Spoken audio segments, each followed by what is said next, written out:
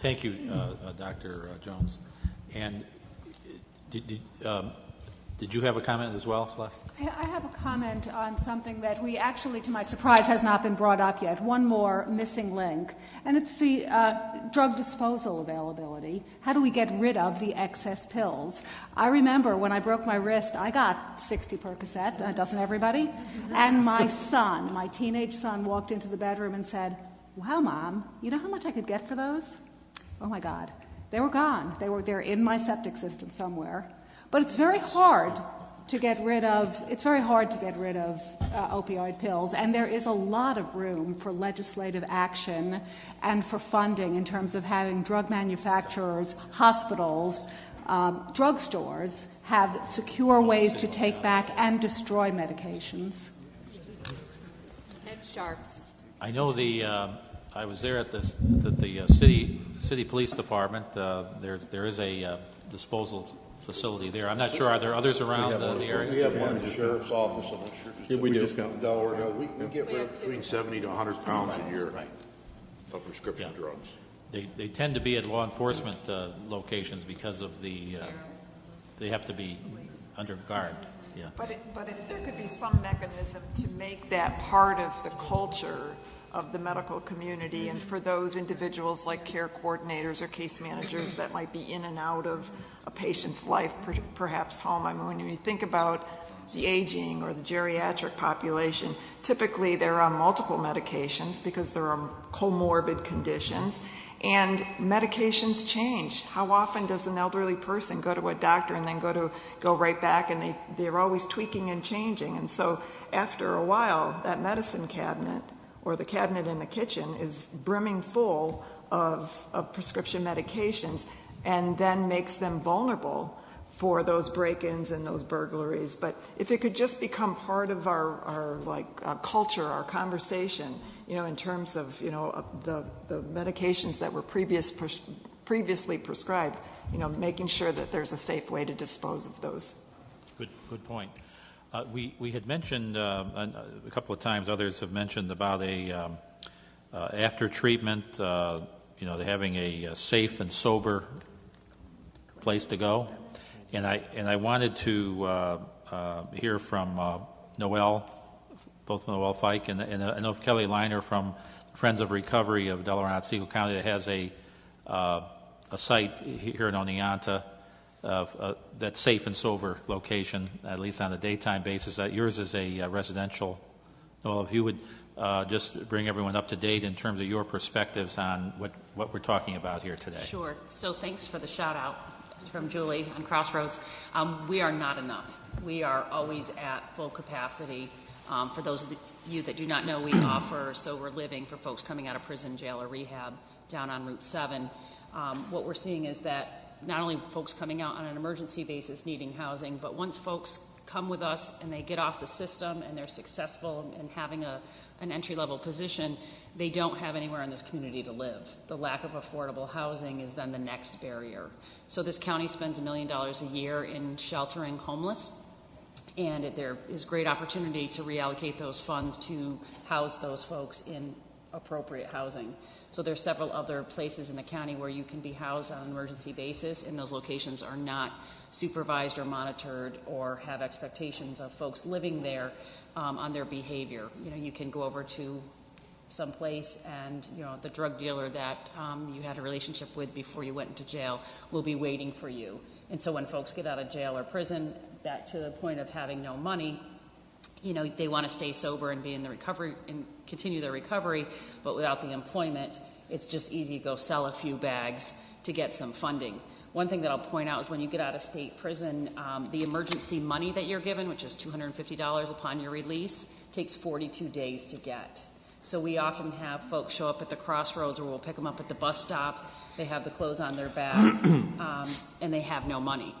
And if it's a Friday night at 5 o'clock, when we're waiting for DSS to open on Monday at 8 a.m., they have that entire weekend that we're trying to subsidize or find ways to get them funding. So there's an opportunity also to look at the lack of funding that they have. So for me, it's about money up front when they get released from prison or jail, continuing their insurance when they're released as well is another issue that we're having. the lack of supportive, sober housing in the community, and employment. Kelly, did you have anything you'd like to add? Yes. I would like to talk about having more funding for more recovery centers. I know there was some money that came out last year, and I think there were 6 proposals, that were granted. But that's not enough for all of New York State. Right now, we're one of 3 recovery centers in the state. There's one in Rochester, I think one in the Bronx, and then the one we have in Oneonta. And some of the services we offer, recovery coaching, which I know Mary is very interested in having a say in that. When people get out of jail, they're left to figure out where to go to overcome barriers and obstacles in early recovery. This is a critical time, and unfortunately, people end up relapsing, and because they have not been taking the drugs for a period of time, they're at higher risk of overdosing and death.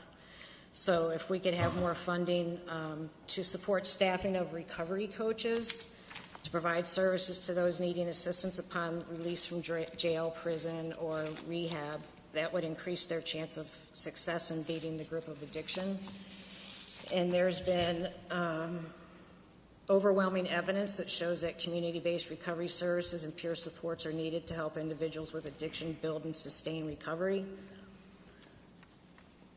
We must see an immediate increase in funding from OASIS's budget, and the money would be used to fund recovery organizations and centers. It would fund the implementation of recovery coaches and family support navigators in every county across the state.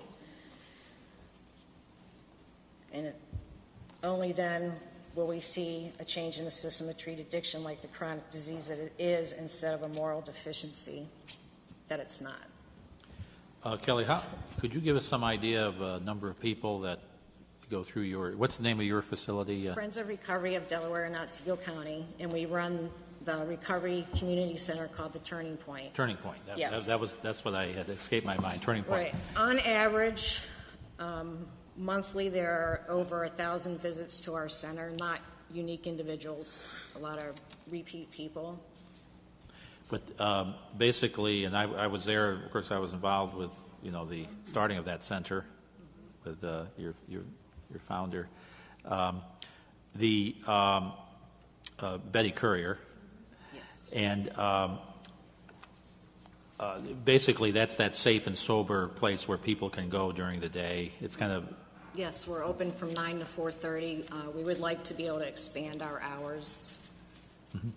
I'm surprised there are not more options around the state. I mean, you say I sort of take Turning Point for granted. I mean, we have it here, and it's a wonderful place. Right. That should be replicated, I would seem to me. Definitely. Sure. Briefly, OASIS gave out, as Kelly said, 6 opportunities to build a recovery center. 75 people apply for it across the state. $350,000 a year, up to $350,000 a year for 5 years. When I asked the person who wrote that grant why they did it that way, as opposed to which many of the recovery national recovery groups would like to see it done differently, but I asked why only 6. And he said, because we want to have 6 really, really great centers to model. And I said, because I'm a council, and there's a council in every county in this state just about, why not give every council that's certainly funded by OASIS $40,000 to hire somebody that can start coordinating the services, I believe totally in grassroots as well as legislation from top down, bottom up. We'll meet in the middle. They could get the community going so that every community could have a turning point. I have wanted a turning point for years for Schoharie County. And I do know of one person, Second Chance Opportunities in Albany, that wrote one of the grants. It's a recovery center putting people back into employment out in Albany. I begged, I had coffee, I had lunch. If you have any extra dollars, please send them to Schoharie County. It's just the stories just pile up and pile up and pile up in our communities. And that's what I would love to see. I'm just going to put this out there. Give $40,000 to at least, how many councils are there? 33. Okay, $40,000. That'd be a lot less than that $350,000 for 6 places for 5 years. And then what happens at the end of 5 years? Versus hiring somebody that could coordinate all the services in a great area, because absolutely coming out is going to save lives. Thank you. I can assure you that the chairman of the Oversight Committee for Oasis has made a note of that. Yeah, I did. Thank you so much. I'd like to say something else about the recovery coaches. Yes. In order for the home and community-based waiver to get reimbursed for services through Medicaid, a recovery coach, in order to get certified through New York State, if they have any sort of criminal history, they cannot get certified. I think it's until 5 years after they have finished probation or, completely done with all that. So, and then there's CASACs. They can be credentialed with a history of arrest, and they counsel people who have issues with addiction. It just doesn't make sense. So I don't know if something could be changed with that, because the recovery coaches are people who have a lived experience with addiction, and they are very helpful with people, especially in early recovery. They can share their experience, strength, hope, what worked for them. They can navigate the system, the barriers that are out there for people in early recovery.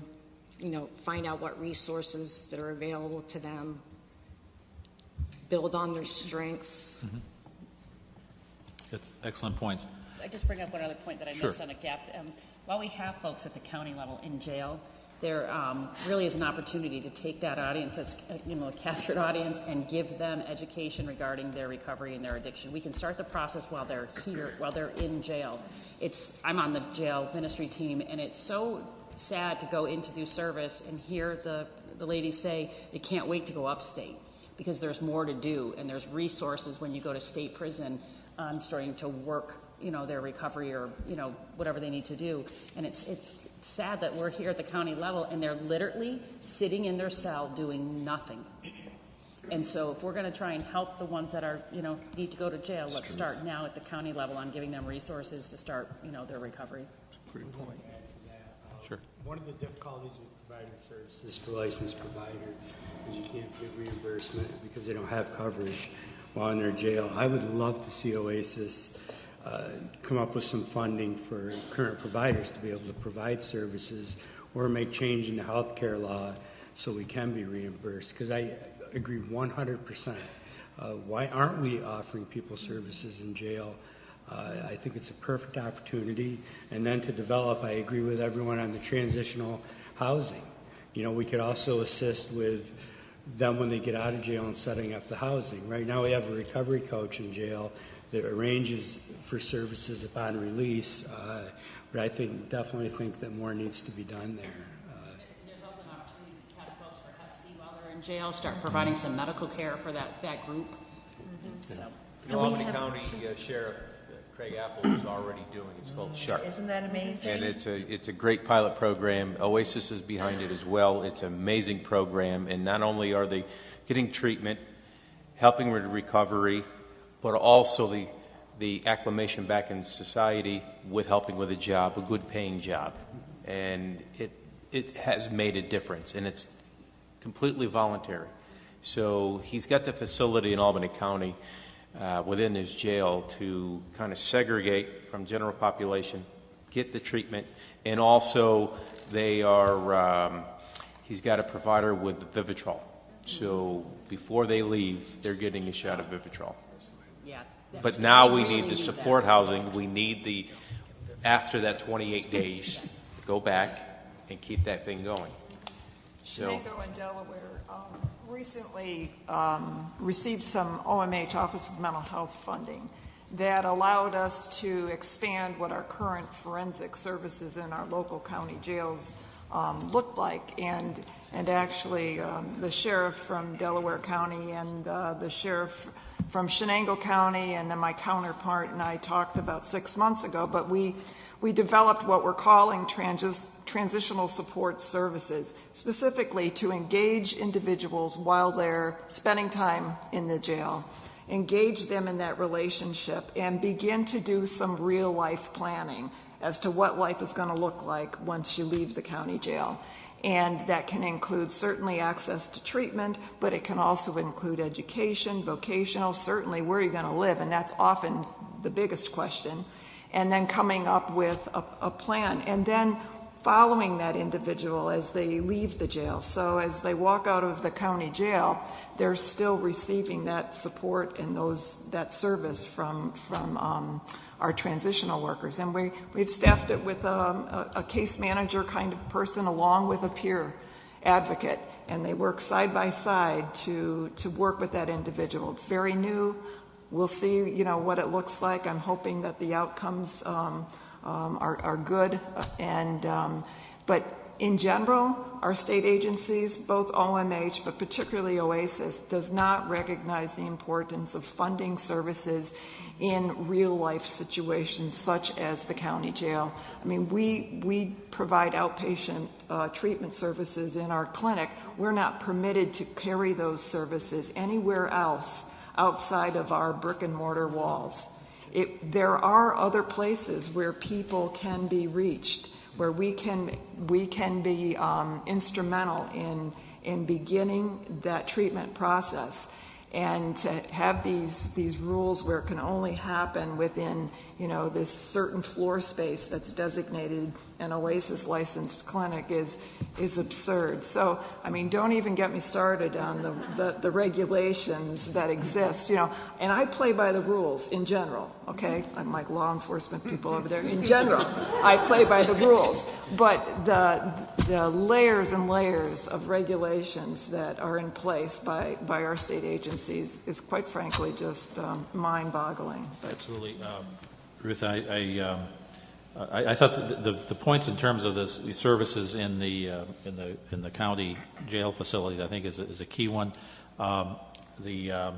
The two dreaded words that we at the head of the table here are very cognizant of, and that is unfunded mandates. Yes. On the counties. However, I think OASIS, through regulatory reform and some additional funding, I think that would be. There has been some recent progress, a way to approach that, particularly in residential, and hopefully they'll be willing to look at other areas as well. We would certainly welcome that. And you mentioned the county, because we're a county-operated clinic. There's also this local share that our county government is very concerned with. That's that is often a part of these types of programs that we're operating. And and I have to answer to those folks too. So from month to month and budget year to budget year, they're looking at that local share and then also dealing with the 2% tax cap. And that is really putting a crunch. I mean, there's a lot of folks that are sitting on that board of supervisors that nod their head and they agree that we need these services. But more and more I'm hearing, do we really need mental health services? Do we really need substance abuse services? Are people really even getting better? But, that's where they go when the money gets tight. Right. So, we've got to be able, again, to look at the whole big picture and relieving some of the tax burden at the local level really needs to be looked at. Otherwise, these types of programs are in jeopardy. Thank you, Ruth. We have 10 minutes left in our program and today, and I did want to turn to two other individuals, two other issues. First of all, Joe Yellick from who's superintendent of the Oneonta School District. I also wanted to hear within our 10-minute period from Jason Gray from the Sydney EMS to give us the EMS perspective in terms of the availability of Narcan and what you see out there as you respond to an emergency situation. So, Mr. Yellick, do you want to go first? Yeah, thank you. All of what we've talked about manifests itself in a school environment. pretty much everything that we've said here. Our partners at LEAF and ASA and the behavioral health folks who come in and work in our schools do a great job of talking to kids in advance of addiction or use becoming a problem. But when it becomes a problem, we then have to deal with it just the way that everybody else does. We've got great quality nurses, we've got counselors, and we've got school psychologists. The fact that Dr. Johns is here in the capacity of psychiatric support is a logistical anomaly for some places. That you've been here for 20 years is outrageous. Thank you. Because I've come from other counties where trying to find psychiatric support is impossible. So trying to provide a collaborative environment in schools where we can create partnerships that work together to manage the situation, both on the front end and preventative, but also on the back end. We work with our law enforcement partners to determine, once we've dealt with disciplinary issues, find drugs on our campus, find those individuals who are dealing. We find out whether they have entered into the unfortunate, dubious, and dangerous entrepreneurship or whether they're users. The businessman versus the user. Mr. Big doesn't care which of those guys that guy is, but he's on our campus. And we're a ready supply of individuals who are gullible and very influenced. So we worry about it. So having a quality relationship with law enforcement is big. Having a quality relationship with juvenile justice is a big deal for schools as well. Co-location of mental health services on our campuses, something that I've been able to do in another county. I'm trying to do that here. Working with Susan to try to place mental health professionals in our organization. Treatment regimes that take months, years, really do require that loving and caring environment. And Jim, we've got one. You send your grandchildren there. So we take care of that on a daily basis, but we're tending to be pretty good at managing the issues of whether you're good at math or biology or, English language arts. But we're not really equipped to be comprehensive case managers. So having a partnership that provides the opportunity for us to help families with navigation, system of care, grants that provide the opportunity to co-locate multiple services on the school's campuses, create community schools, so to speak, is a model that's in existence, and it has been successful and has great potential for success. So, I appreciate the invitation and the welcome, but also want to say that going forward, it's going to require collaborative effort and the ability to take multiple funding streams and bring a confluence together that gets that flowing in a positive direction. It's creating an environment where the kids who are 5 and 6 and 7 years old and who are in crisis because of the problems that are at their homes, or the foster care relationships that are established when they're taken from one community because of massive dysfunction in another community and then come to ours.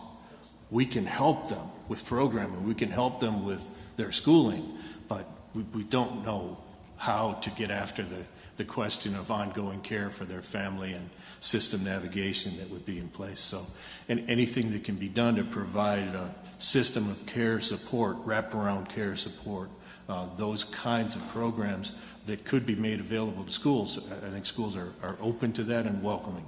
Absolutely. And that collaborative effort that you talked about, particularly in getting a variety of services into the schools, I forget who mentioned it. Was you, Dr. Johns, talked about that silos, in terms of regulatory silos that come down from Albany, the various agencies. We need to break those down, for sure. In the time remaining, I just wanted to, Jason, did you have anything you would like to add from the EMS perspective? Yes, I do. Thank you. I know that I'd like to reiterate a lot of the points that some of the colleagues here also brought up, is the fact that we have an increased number of responses to opiate and heroin overdoses in patients. Narcan was difficult for us to obtain for some time. Once law enforcement started to have all the Narcan that they were carrying, there was a shortage for EMS providers, and that's since subsided. So the Narcan availability is there for us now, and that's a great thing. Narcan is also readily available in many other homes, thanks to some of the Narcan outreach programs that have been in the communities.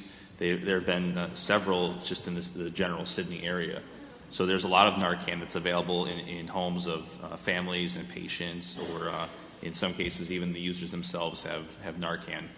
And we've seen an increase in responses. And some of the problems that we find during our responses to these patients is that we don't have a definitive transport decision for those patients. The emergency rooms tell us that they may treat them for a couple hours, monitor the situation, and then simply discharge them with some additional information and phone numbers to call. And I know that a lot of the other folks here today said that that's also the problem that they're encountering. So patients that were not breathing when we arrived, a couple hours later are discharged from a medical facility with little to no information and expected to navigate the system on their own once they're discharged. There's no place for us to take a patient who can't get any closer to crisis than an overdose. There's no place for us to take them that's going to provide continued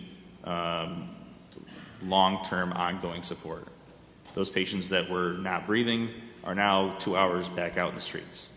And that's a big problem that we have, that there's just there's no good place to take these patients. There's no definitive care.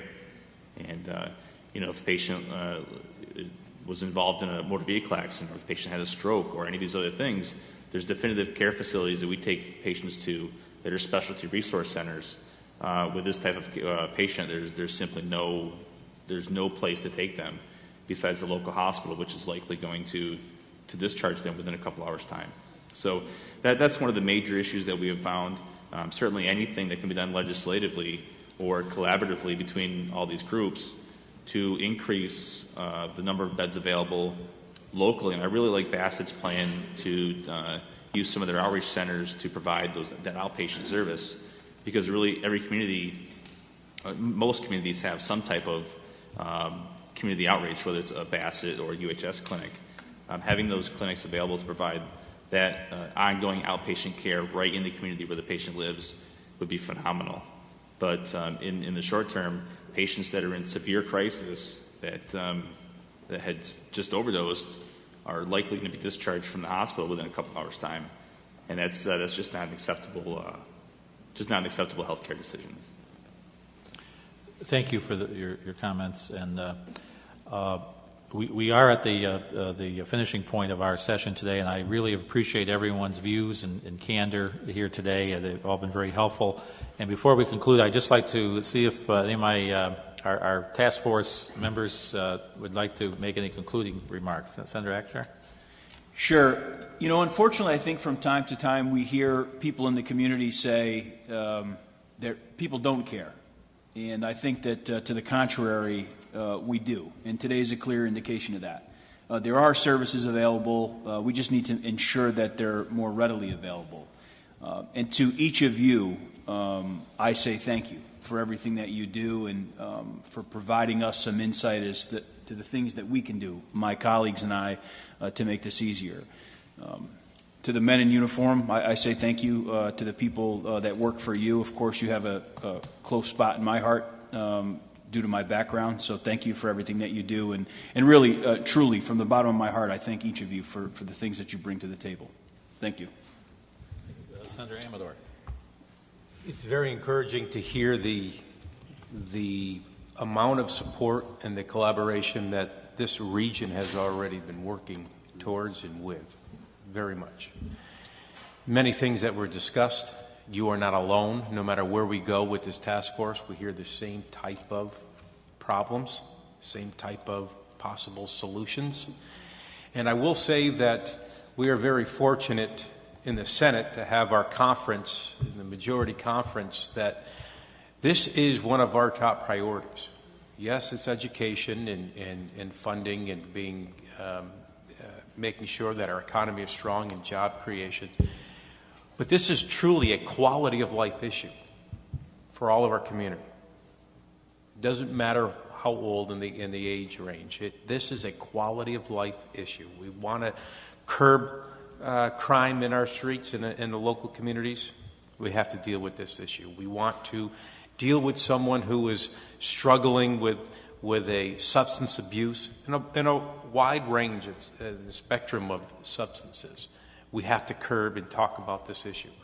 And believe it or not, there are many issues and solutions that have been talked about today, that your suggestions that we are kind of already developing in legislation or policy that we just haven't exposed yet to the public because we're still vetting and working these things out. To Jason's point with the Narcan, absolutely, it's a big issue, particularly when now you can go over the counter and anyone can have a Narcan kit, an naloxone, and Oasis has no idea. DOH has no idea or clue how many will be issued over the counter or when it is administered and how many reversals were given. So we have to do something about it, and we're working on that, whether it's in this year's budget or it's standalone pieces of legislation. We're working towards solutions. The most encouraging thing, though, is this problem of quality of life issue that's affecting all of us, it's evolving with some real compassion and passionate solutions that we can help fix and curb this problem. So the eradication of the heroin epidemic, yes, we can do it, whether it's stricter law enforcement and more treatment and recovery. I look at it as a whole overall substance abuse problem in general in all of our communities, and how we can get New York to be much better in the quality of care in treatment, and to be the most efficient as possible with the taxpayer dollars. So yes, Oasis should rethink some things differently, and yes, we should have stricter laws on the books in some instances. But for someone who is struggling with an addiction, the solution is not just arrest, throw them in a jail cell and think that the problem goes away. No, it's much bigger than broader than that. So I thank you all for your words of encouragement, support, and educating me to help go back to Albany to help you solve this problem. Thank you. Senator Murphy. Yeah, sure. First of all, thank you all very much for being here today on this incredibly important topic. Just a few notes. Jason, as a healthcare provider and a former EMT, knowing that this task force and our conference has been the lead on this as a group to try and do the right thing. If I've heard it once, I've heard it actually 3 times that yourself, as a former EMT, they've gone in, they've saved the person, brought them to the hospital. They've walked out because they're older, they're over 18 years old. They sat down at the dinner table that night and had dinner with the mother and father, had no idea that they were even in the hospital, went upstairs, overdosed, and died. 3 times that this conference has heard that. It's unacceptable. We are working on some things like that. To Superintendent Joe, last year when we found out that it was actually illegal for school nurses to administer the life-saving antidote Narcan, this conference was so dedicated to it, we put it in our One House bill. And to what Senator Seward said here, we don't like unfunded mandates. We gave it the opportunity for the school nurses to be certified in it, to have a kit that's available to them, and we funded it. Over $250,000 to allow all schools in New York State to opt into it, because we don't like shoving things down people's throat. Why they wouldn't do it, I don't know, but we gave them the opportunity and we funded it. So we are trying to do a lot of things. We hear you loud and clear, to the law enforcement, to our business owners that are making this a business. We do need stiffer penalties. And we do have our Senate, our colleagues right here, we have passed laws. But we need it on the other side of the aisle, too. It's a group effort, as we've said. We're not tackling this alone. It is a group effort. And, for the real-time assistance, again, Joe, you have, Doc, like you said, you have a golden opportunity. That could be 2 minutes where that person says, I want help. It's a quick phone call, and knowing that we can get that person, because that's gone in 15 minutes. They change their mind. I've seen it firsthand. And you've got to have the availability of being able to get that person when they're, I don't want to say vulnerable, when they're accepting of, I want help, or they're screaming out from help, or they finally reach the lowest point in their life, and having us to have the availability to get them somewhere. So, yes, we are listening to you loud and clear. And I'll let you know. Senator Seward, thank you so much for the opportunity of allowing me to be here. Not only is our task force, leaving here and going to Yates County and then down to Brooklyn on Friday, but our entire conference is very passionate about this. We realize it is a major, major epidemic, and it is just a privilege to be here. And thank you for your time to be here. Thanks. Well, thank you, Senator Murphy, and I want to say to you and Senator Amador, Senator Akshar, and thank you for traveling here to Oneonta and this region of the state to hear the comments from our local folks. And I know that the expertise, the comments we've heard here today are going to be part of the task force deliberations as we formulate additional state legislation and impacting state policy. And just to conclude, I just want to, on behalf of all of those that I am very privileged to represent in this region of the state, I also want to say thank you to all of you who are on those front lines every day in addressing this serious problem for the people of our area. Your insights have been invaluable, and I really appreciate your views and your candor here today. And the sad fact is, despite our collective best efforts, this continues to be a very serious, life-taking problem. And we've got to redouble our efforts and make the necessary changes to beat this epidemic. But I'm optimistic we can do that if we continue to collaborate and come together at meetings such as this, and then take appropriate action. I again want to say to everyone in the room, I think we've had a very excellent discussion here today, but if anyone would like to submit any kind of written comments to the task force, we welcome those. And as I said earlier, if you would get them to my local office right here in Oneonta, I will see that the task force receive those written comments that will help in their deliberations.